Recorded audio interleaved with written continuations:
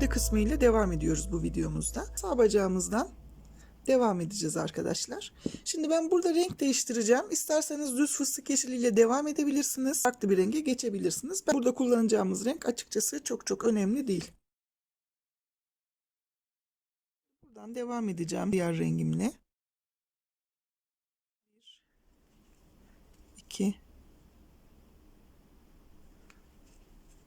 3,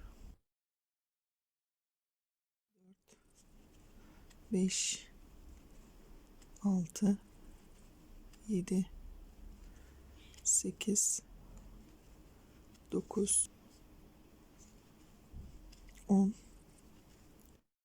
11,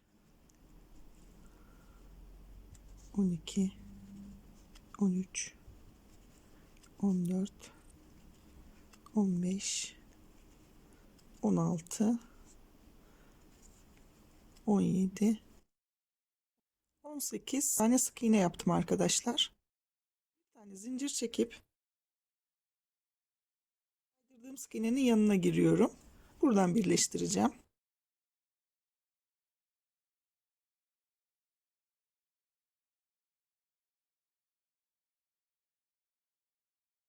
Şimdi 35 tane sık iğne örelim arkadaşlar. Birinciyi yaptık. 2, 3,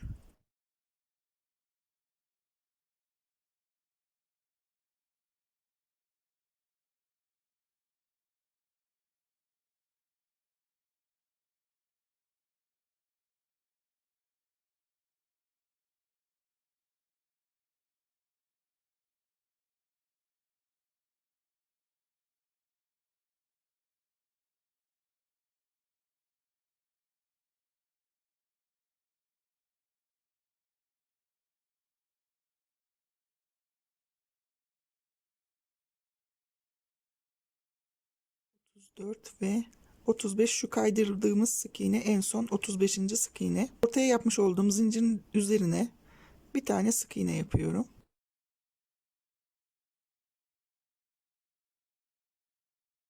Bir tane sık iğnemi yaptım. Boşta kalan sık iğnemden devam ediyorum. Şuradaki işaretleyeceği kadar örüyorum.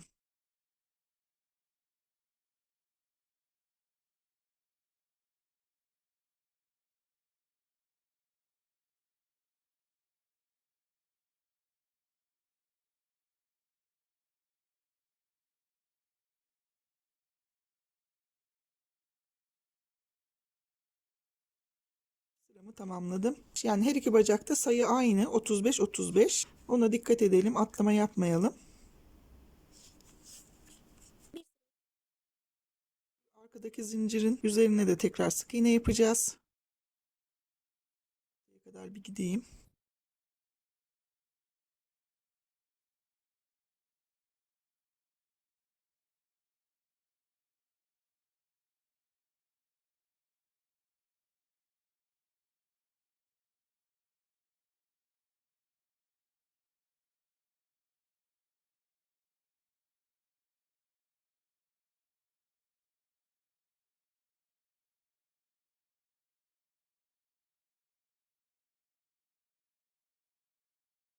İğnemi tekrar ördüm. Ortada yapmış olduğum zincirin bu tarafına da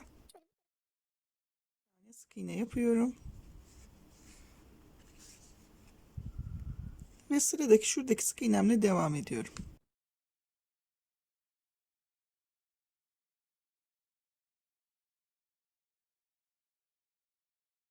Tamamlayacağım arkadaşlar, başa kadar tüm sık iğnelerimi örerek.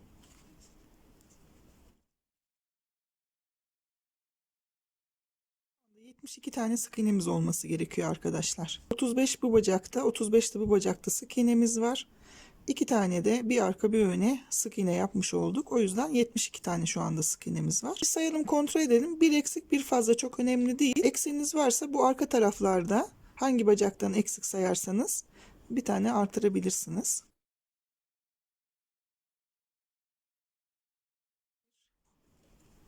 2, 3, 4, 5, 6,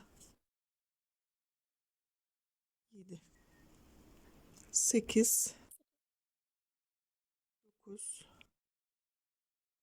10 tane sık iğne ördüm. Bir tane çift yapıyorum.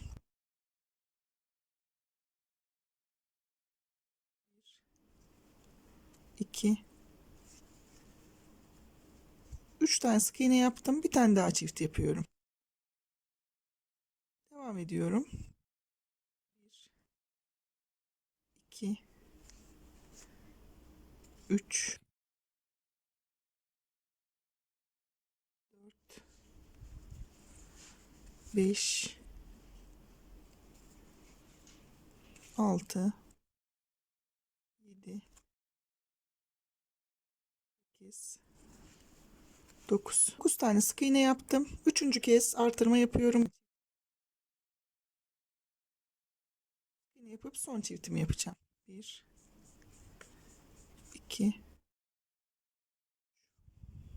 son kez çiftimi yapıyorum ve sıra sonuna kadar kalan sık iğnelerimizi örelim arkadaşlar.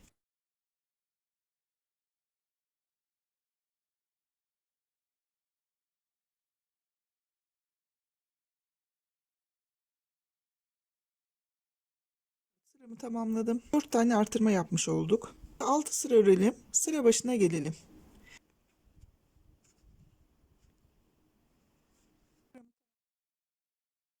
6 sıra ördüm arkadaşlar.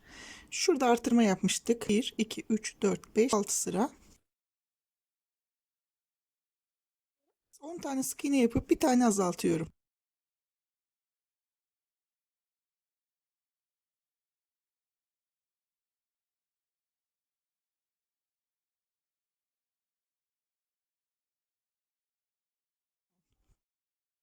Bir tane kesiyorum. 3 sık iğne yapıp bir tane daha azaltıyorum. 1 2 3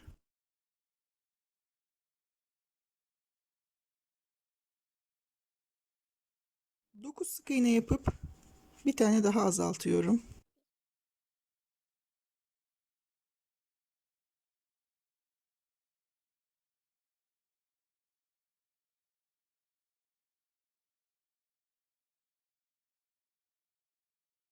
Ve 9. Üçüncü kez azaltmamı yapıyorum. 3 sık iğne yapıp bir tane daha azaltacağım.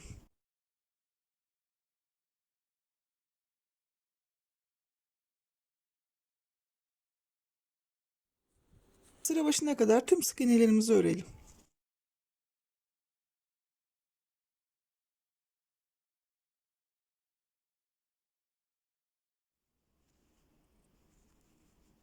Sıramı tamamladım. 11. sırama geçiyorum. Bir sıra örüp geleceğim arkadaşlar.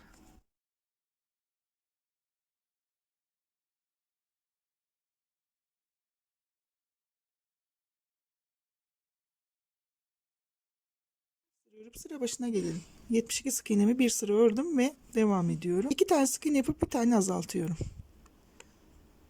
Şöyle 1 2 bir tane azaltıyorum. 10 sık iğne yapıp bir azaltarak sıramı tamamlayacağım. Yani 5 kez 10 sık iğne bir azalt yapalım.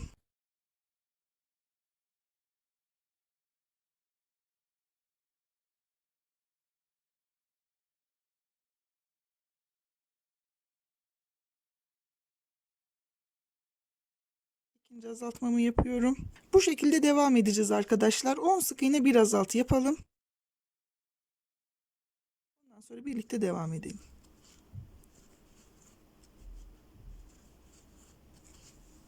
8 9 dedim ve sıradaki son azaltmamı yaptım. Ve sonuna kadar sık iğnelerimi örüyorum. 1 2 3 4 5 6 7 ve 8. sık iğnemi örüp sıramı tamamladım arkadaşlar. 6 tane azaltma yapmış olduk. Şuradan 2 tane kaydırma yapıyorum. Bu bir. Burada 2 tane kaydırma yaptım. Burada yeşil ipimi kesiyorum koyu yeşilimi.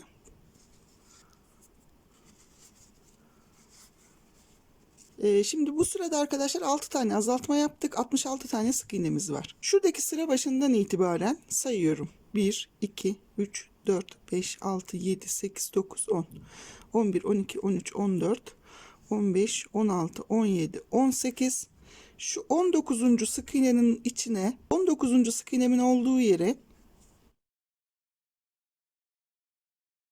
fıstık yeşilimi bağlıyorum. Burası artık sıra başımız olacak. O yüzden buradan rengime geçiş yapıyorum. Aynı yere bakın tekrar giriyorum. İlk sık iğnemi yapmış oluyorum. Burayı çok bol yapmayın. Yeşille buraya kadar gelsem burası bir sıra koyu yeşil fazla görünüyor arkadaşlar. O yüzden koyu yeşili burada bıraktım. Zaten yeni sıra başımız burası olacağı için buradan başladım.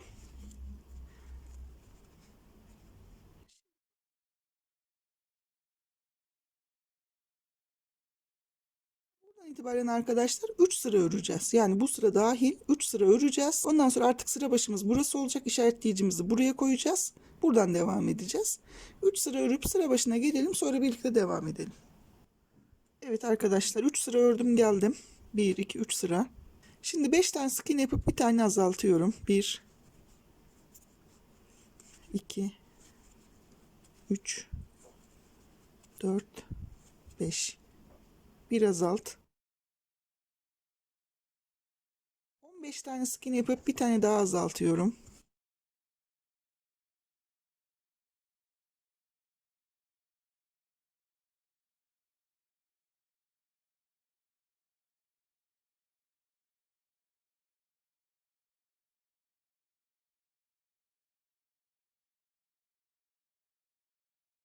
14, 15.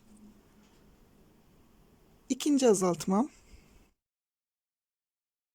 18 tane sık iğne yapıp tekrar azaltacağım.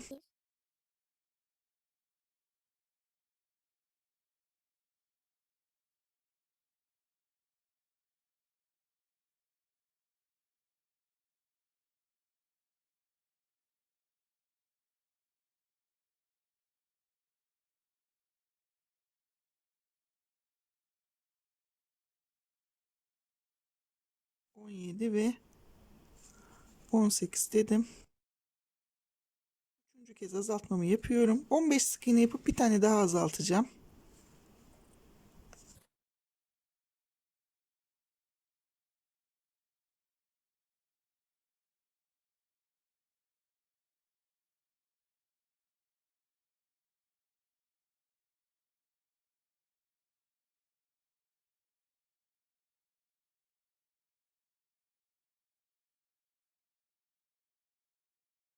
Dört ve 15. Son kez ve dördüncü kez azaltmamı yapıyorum. Sıra sonuna kadar sık iğnelerimi örüyorum.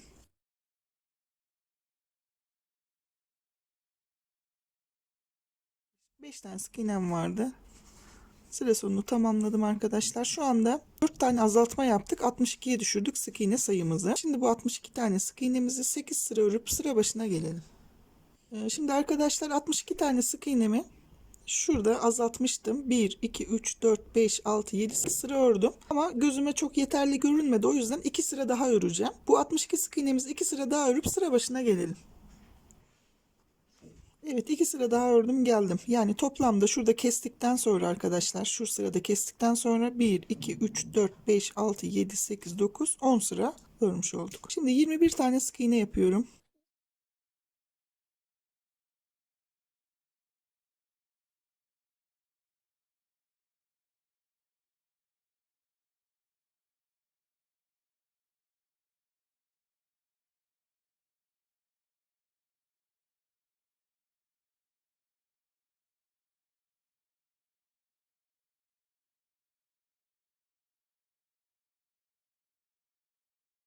Ve 21.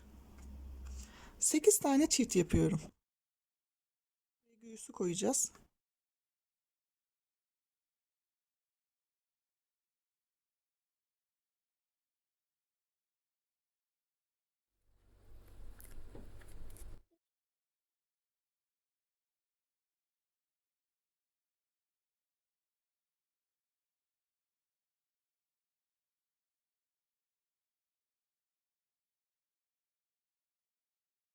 7 ve 8. 8 tane çift yaptım burada. 5 tane sık iğne örüyorum. 1,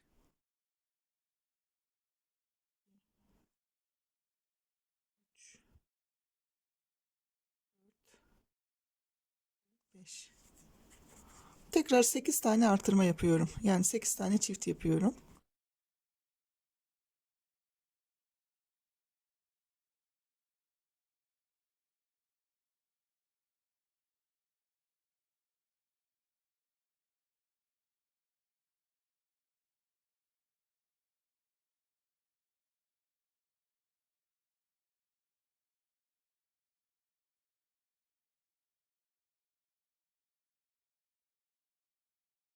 Ben de bu tarafta artırma yaptım. Sıra sonuna kadar ki sık iğnelerimi örüyorum. Tutamıyorum.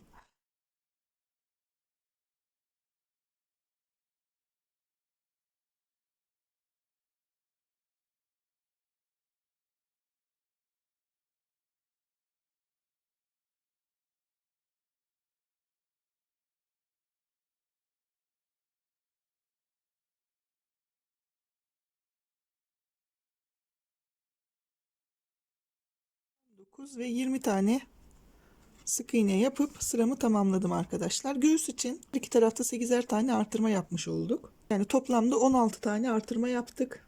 Göğüste artırma yaptıktan sonra şu anda 78 tane sık iğnemiz var. Bu 78 tane sık iğnemizi 2 sıra örüp sıra başına gelelim. Evet arkadaşlar, şurada biliyorsunuz artırmalar yapmıştık. 1-2 sıra ördüm. Şimdi kolları bağlayıp öyle devam edeceğim. Şimdi 12 tane sık iğne yapıyorum.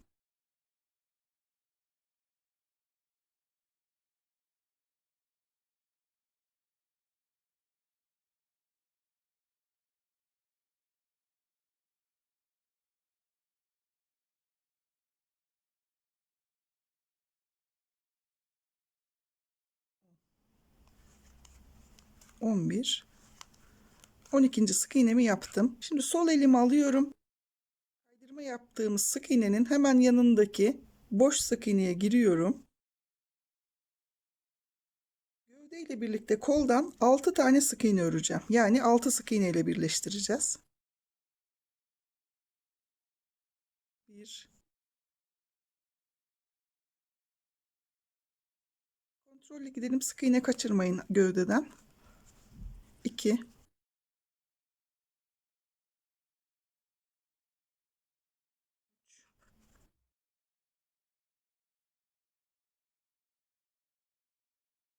4,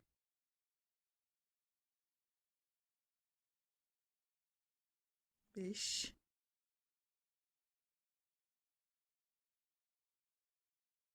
6. Şöyle iyi gibi kolun duruşu. Yani şuradaki koldaki sık iğnelere başlama yeriniz sizin kendi zevkinize kalmış. Ben hani kendi yaptığımı gösteriyorum ama değiştirebilirsiniz. Önemli olan şu 12 sık iğneden sonra birleştirmeniz. Evet, 6 tane sık iğneyle sol kolumu birleştirdim. Sağ kolum için birleşme noktasına kadar 43 tane sık iğne örüyorum. Sayarak örerseniz bir yanlışlık olmasın.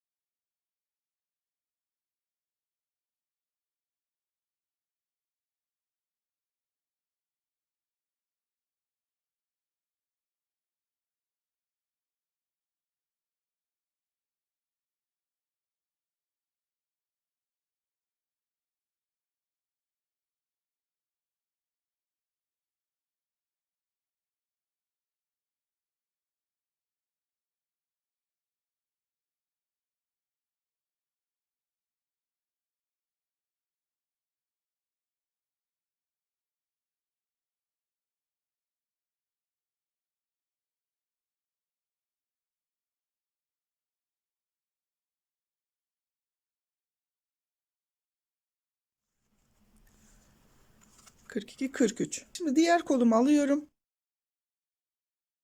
Şu kaydırma yaptığımız sık iğnemiz şurası. Yani bitirdiğimiz sık iğne şurası, kaydırarak 1, 2, 3, dördüncü sık iğneye giriyorum. İtibaren 6 tane sık iğne ile kolu birleştireceğim.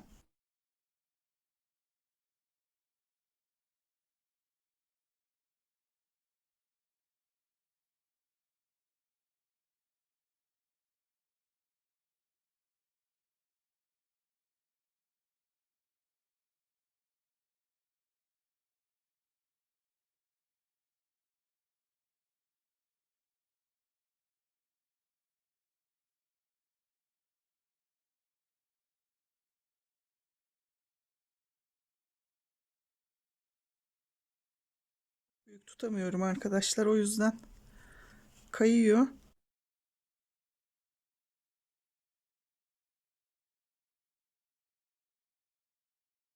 Doldurdukça ağırlaşıyor. Tutamıyorum, o yüzden kusura bakmayın.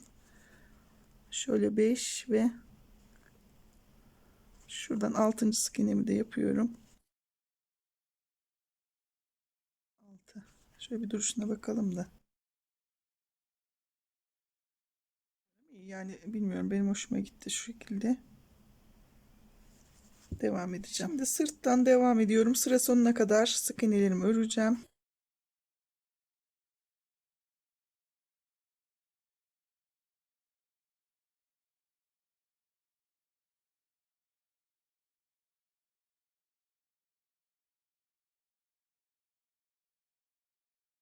On ve 11. Sıramı tamamladım. Şimdi sayarak sık iğnelerimizi bir örelim arkadaşlar. 1, 2,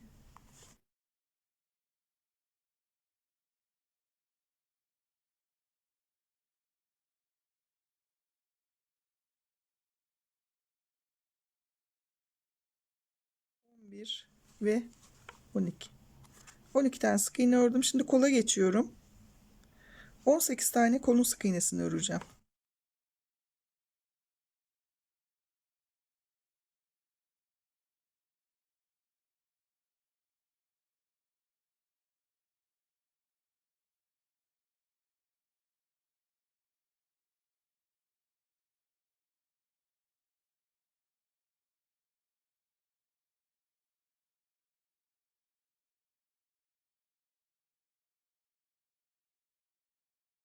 On yedi, 18. Şimdi kolun 18 sık iğnesini ördüm. Gövdeden devam ediyorum. 43 tane sık iğne öreceğim.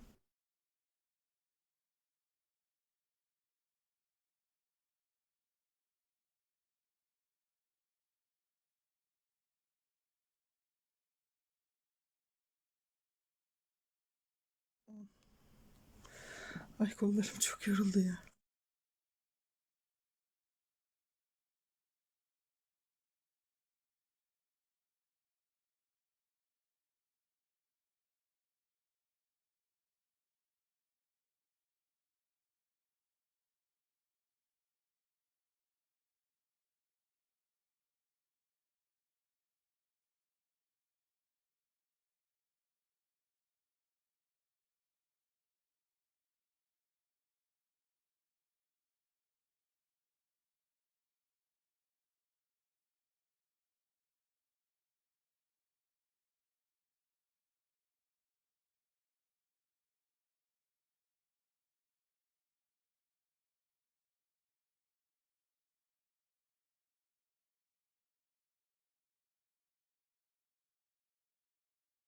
Kırk iki ve 43 tane sık iğnemi ördüm. Şimdi yine koldan devam ediyorum.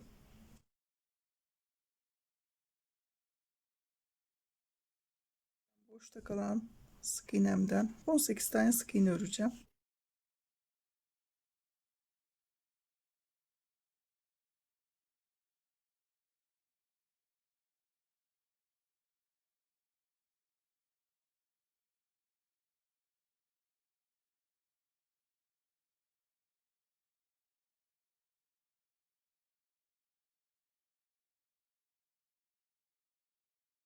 Ve 18.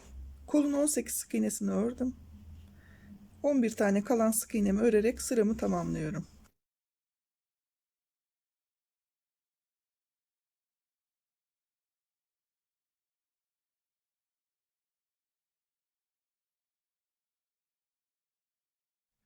10, 11.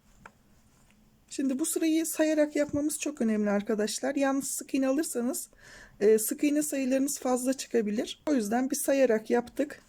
Çok fazla hızlandırmayacağım burayı. Birlikte örelim istedim.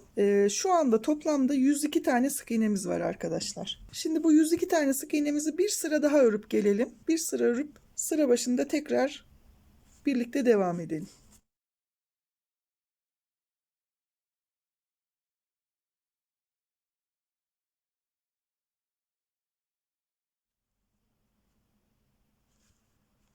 Sıramı tamamladım. Şimdi 34 tane sık iğne yapıyorum.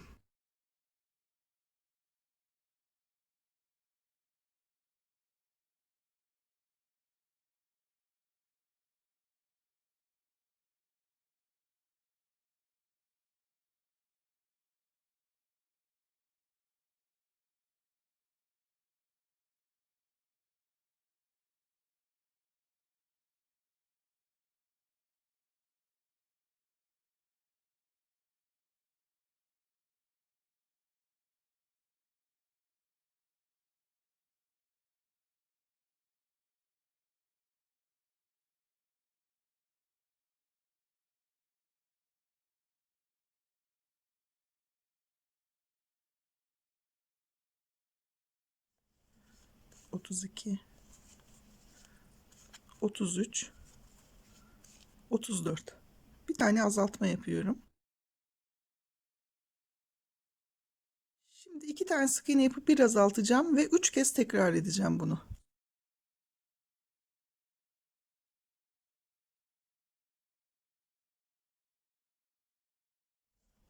Azaltmamı yaptım. Tekrar 1, 2. Sıradaki 3. azaltmam. 1, 2. Ve sıradaki 4. azaltmam. 8 tane sık iğne yapıyorum.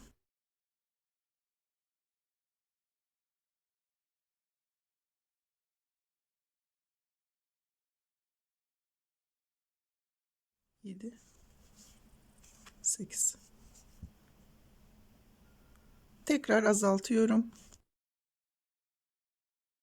5. azaltmamı yaptım. 2 sık iğne yapıp bir azaltarak 3 kez tekrar ediyorum. 1, 2.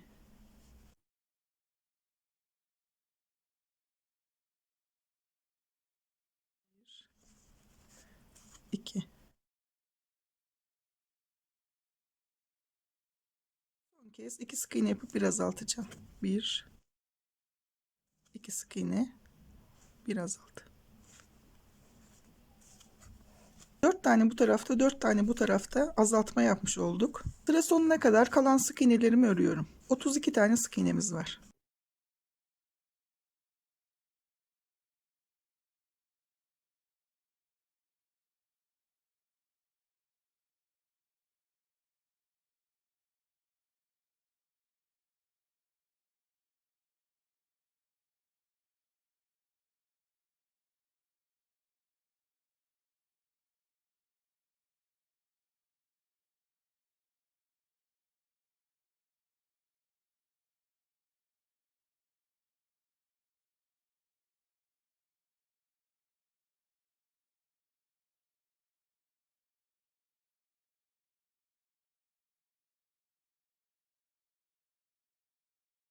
Bir, 32.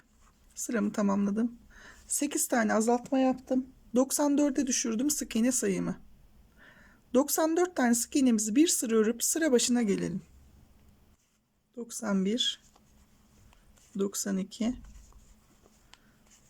93, 94. Sıramı tamamladım. Devam ediyorum. 10 tane sık iğne yapıp bir tane azaltacağım. 1,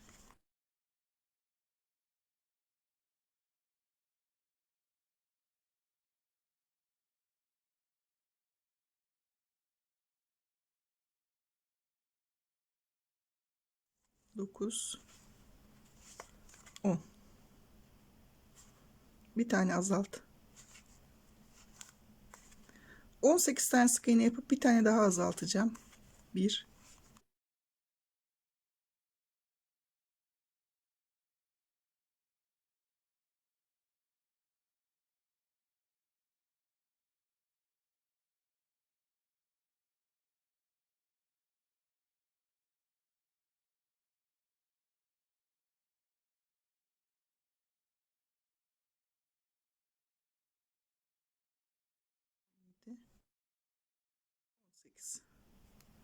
İkinci azaltmamı yapıyorum.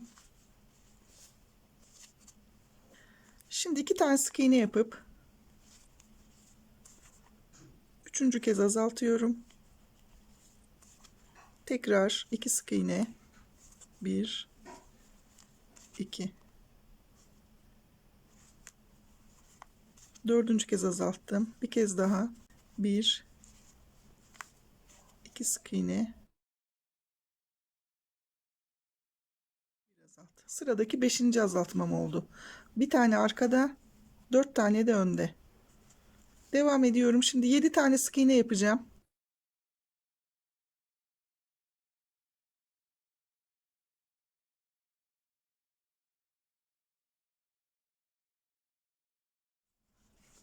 Yedi.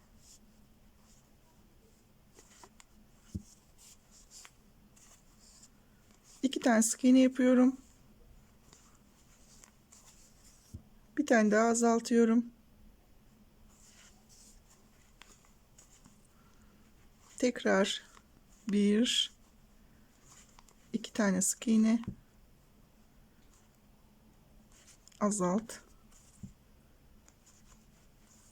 1 2 tane sık iğne ve koltuk altının azaltmasını yaptım. 18 tane sık iğne örüp bir tane daha azaltıyorum. 1 2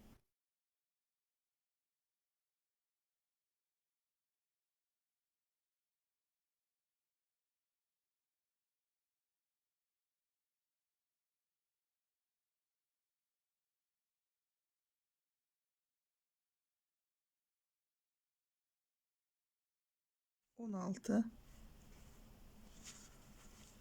17 18. Sıradaki son azaltmamı yapıyorum. Sık iğnelerimi örüyorum.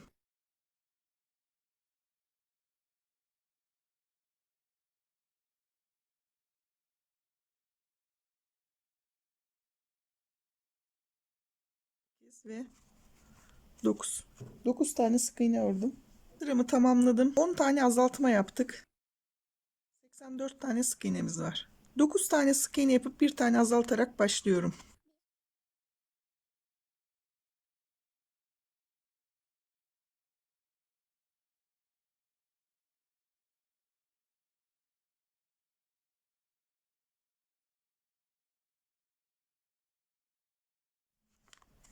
Dokuz. Bir tane azalttım. 18 tane sık iğne yapıp bir tane daha azaltıyorum. 1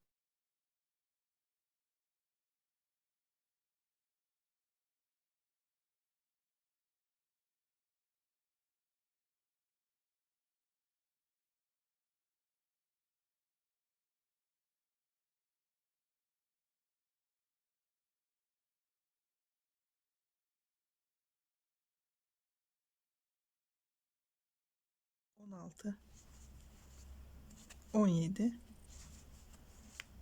18. İkinci azaltmamı yapıyorum. 2 tane sık iğne yapıp bir tane azaltacağım. 2 kez tekrar edeceğim bunu. 1 2 tane tek, bir tane eksilt. Tekrar 1 2 tane tek, bir tane eksilt. 4 tane azaltma yapmış oldum. Devam ediyorum. 7 tane sık iğne yapacağım. 1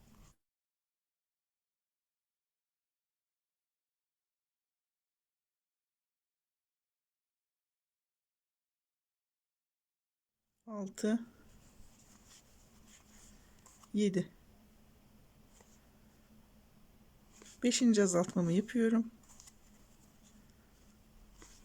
2 tane sık iğne yapıyorum. Azaltmamı yapıyorum. 2 sık iğne yapıp bir tane daha azaltıyorum.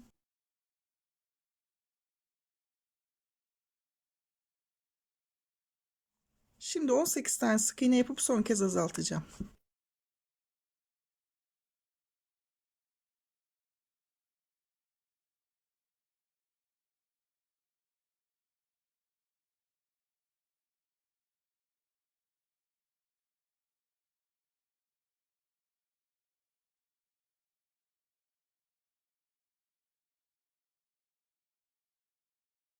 17, 18. Son kez azaltmamı yaptım. Sıra sonuna kadar sık iğnelerimi örüyorum.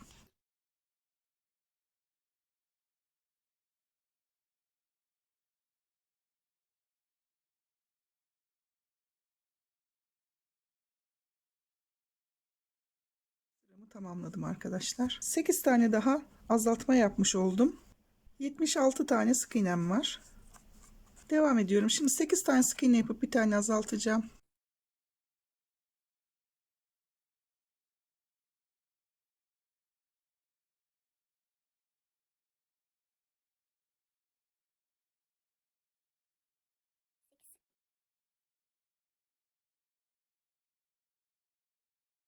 ...18 tane sık iğne yapıp bir tane daha azaltıyorum. 1,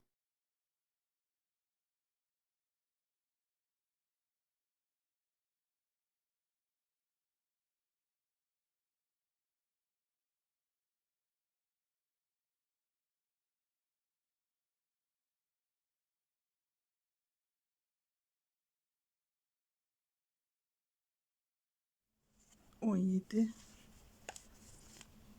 18. İkinci azaltmamı yapıyorum. Şimdi diğer kolun şu yan tarafına kadar sık iğnelerimi öreceğim.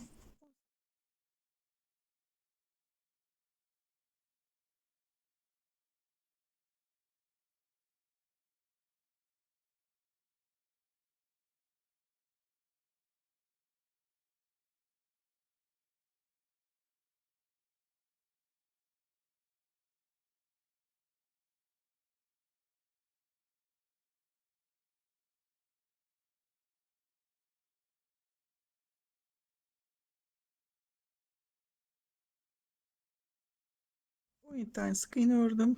Bir tane azaltıyorum. 18 tane sık iğne örüp bir tane daha azaltacağım.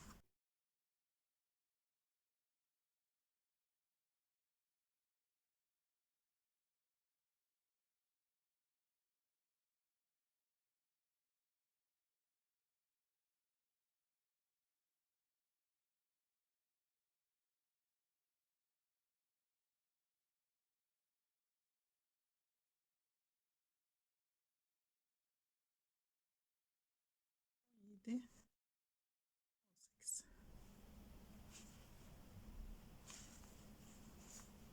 Dördüncü azaltmamı yaptım. Sıra sonuna kadar kalan sık iğnelerimi örüyorum.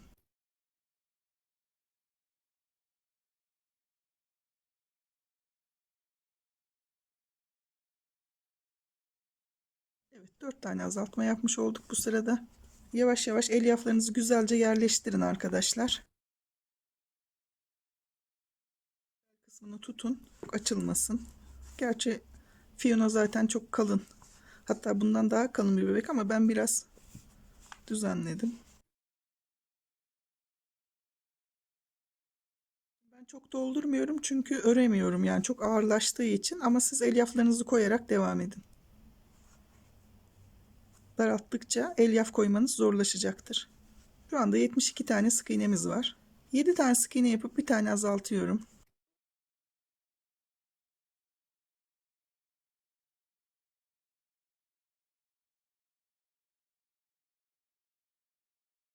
Yedi.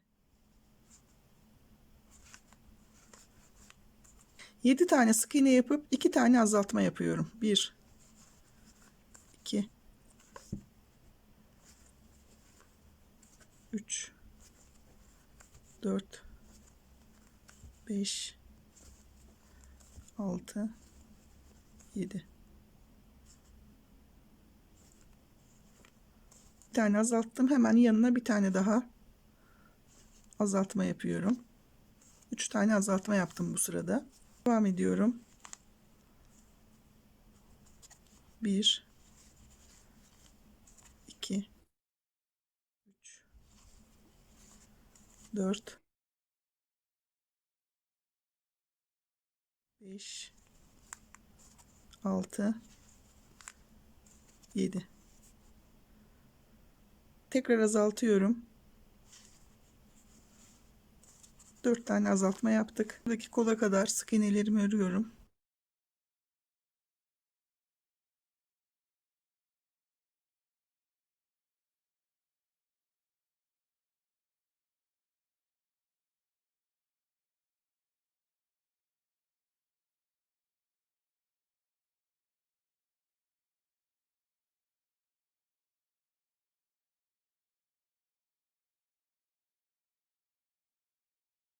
On dört,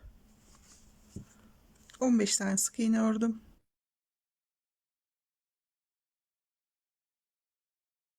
Azaltmamı yapıyorum. 7 tane sık iğne yapıp 2 tane yan yana azaltacağım.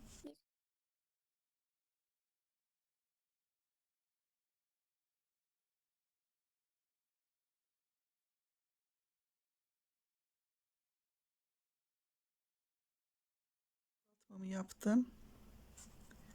7. azaltmamı da hemen yanına yapıyorum.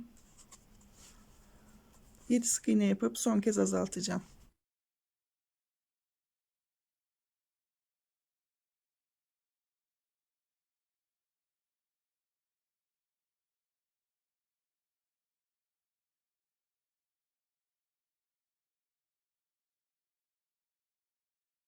Azaltıyorum ve sıra sonuna kadar sık iğnelerimi örüyorum.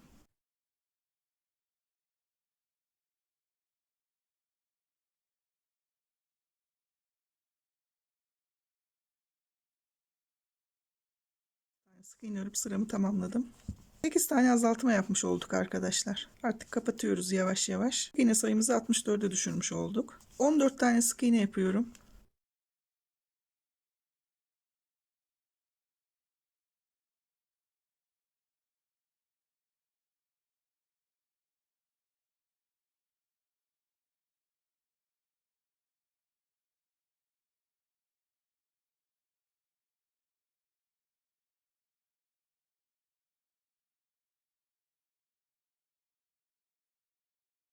...14. Yine 2 tane yan yana kesiyorum. Azaltıyorum. Birinci azaltmamı yaptım.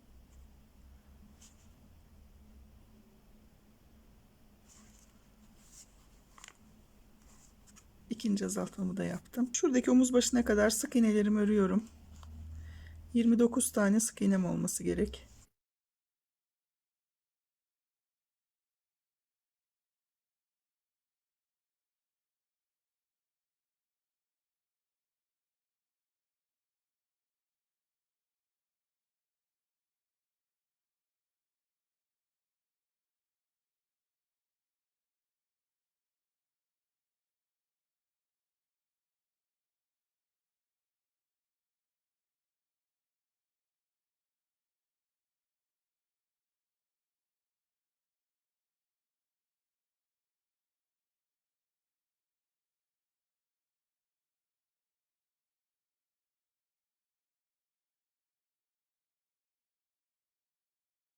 ...28 ve 29.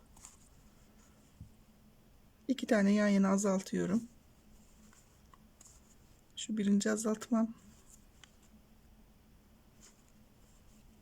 Bu da ikinci. Sıra sonuna kadar kalan sık iğnelerimi örüyorum.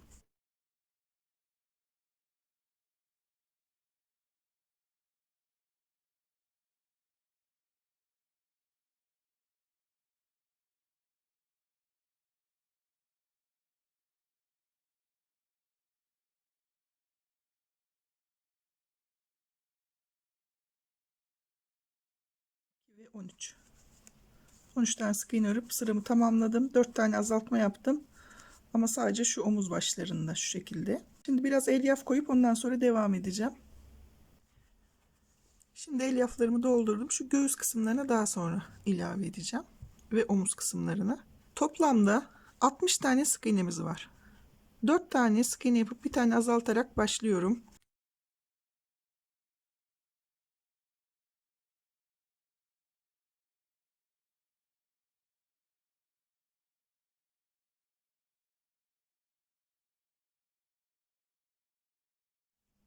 Sekiz tane sık iğne bir azaltı yaparak sıramı tamamlıyorum.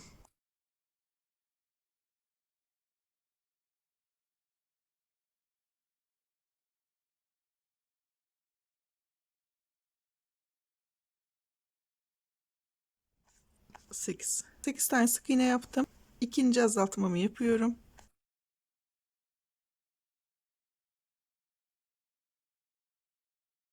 Sekiz sık iğne bir azalt yapıp sıramızı tamamlayalım. 4 tane sık iğnem var, onları da örüyorum.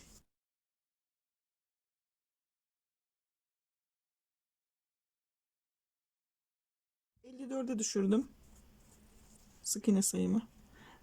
7 tane sık iğne yapıp bir azaltıyorum. Ve bir sıra 7 sık iğne bir azalt yaparak öreceğim.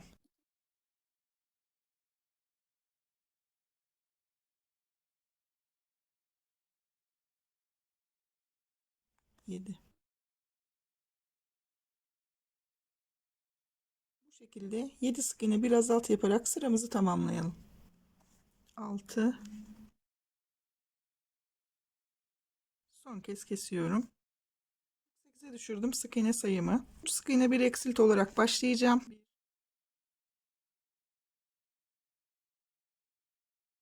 3. 6 sık iğne bir eksilt olarak sıramı tamamlıyorum.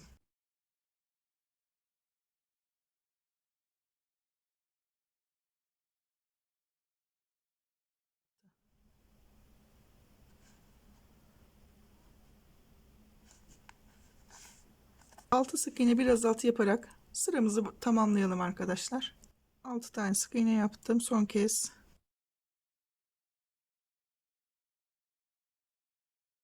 ve 3 sık iğnemi örüyorum.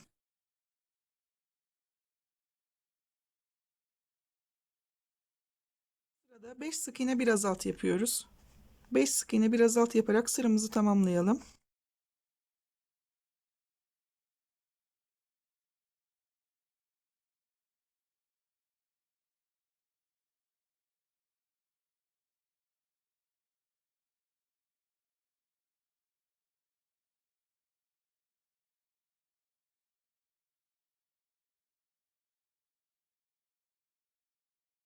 Beş deyip son azaltmamı da yapıyorum.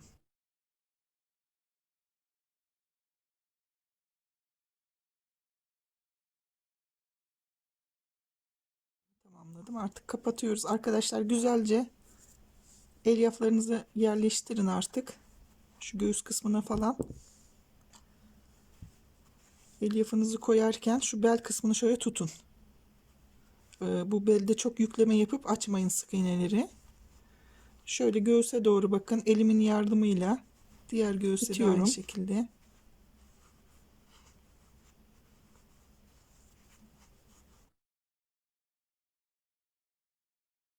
Güzelce dolduralım. Boşluk kalmasın. Şimdi doldurup geliyorum. Ondan sonra birlikte devam edelim. Şu omuzlara doğru da yine elinizin yardımıyla kolları şu şekilde tutarak şöyle parmağınızla şuraya kadar sıkıca doldurun. Göğüslerle birlikte.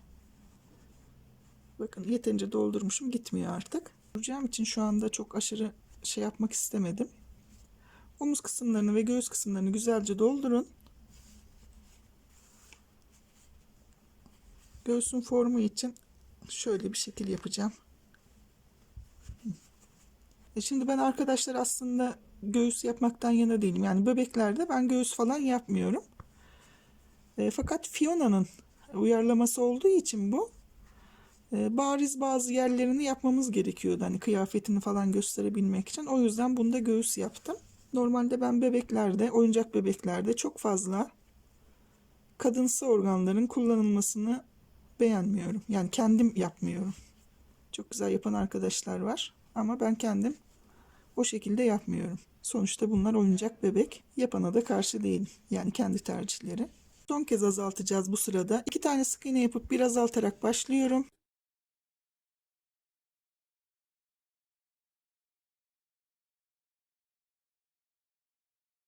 4 sık iğne bir azaltı yaparak sıramı tamamlayacağım.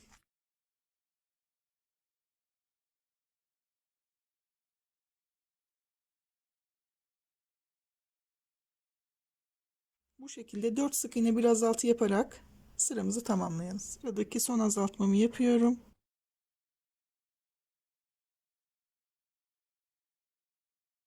Bir tane sık iğnem var, onları da örüyorum.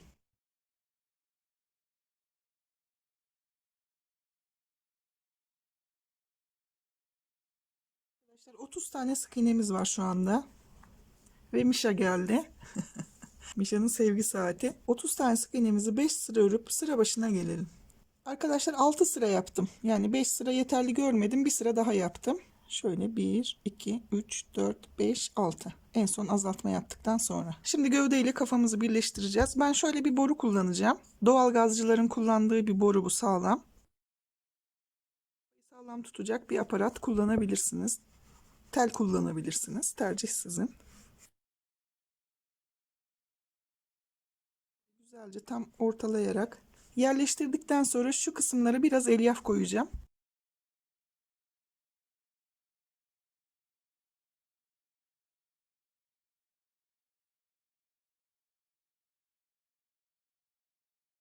Burunun etrafına güzelce elyaflarımı yerleştiriyorum ki boş kalmasın. Şöyle bunları yerleştirip geliyorum arkadaşlar.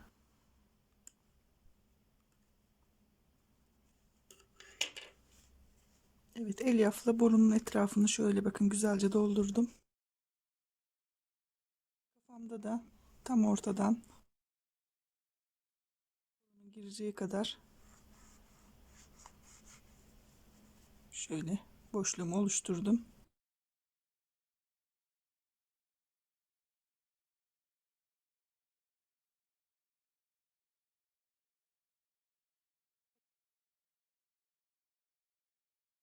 Şimdi ilk sırasından sık iğnelere yan girerek, sık iğne sayımız eşit. Her bir sık iğneye bir veya iki kere girebilirsiniz. Önemli olan düzgün ve sağlam dikmeniz. Nasıl kolayınıza gidiyorsa o şekilde dikin arkadaşlar.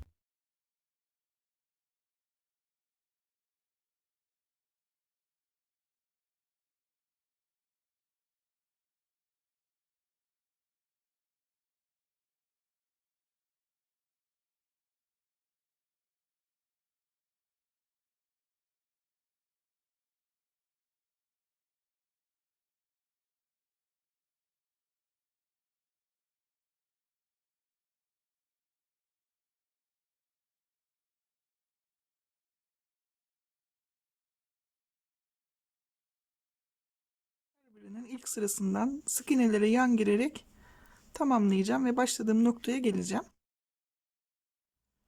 Şimdi şuraya kadar geldim.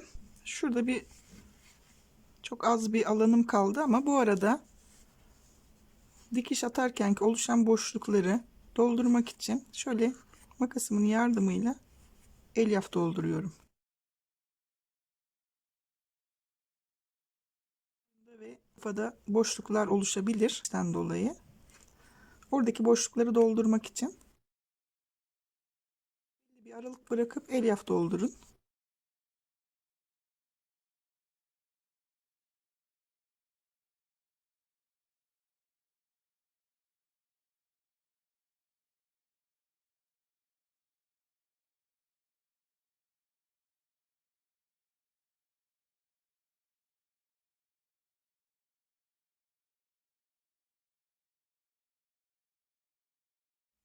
Şöyle güzelce diktim. Sıkı dikmeye çalıştım. Evet, bu şekilde arkadaşlar Fiona'yı tamamlamış olduk. Şöyle elbisemiz kaldı. Elbisemizi de öreceğiz. Bilmiyorum, ben gerçekten çok beğendim. Çok da uğraştım. Çok da emek harcadım. Umarım sizler de beğen butonuna basıp aşağıya bir kalp de olsa yorum yaparsanız sizden desteğimi almış olacağım. Öncelikle kendimizi alkışlıyoruz. Çok teşekkür ederim benimle birlikte olduğunuz için. Daha sonraki videolarımda görüşmek üzere. Şimdilik hoşça kalın. Sevgiyle kalın.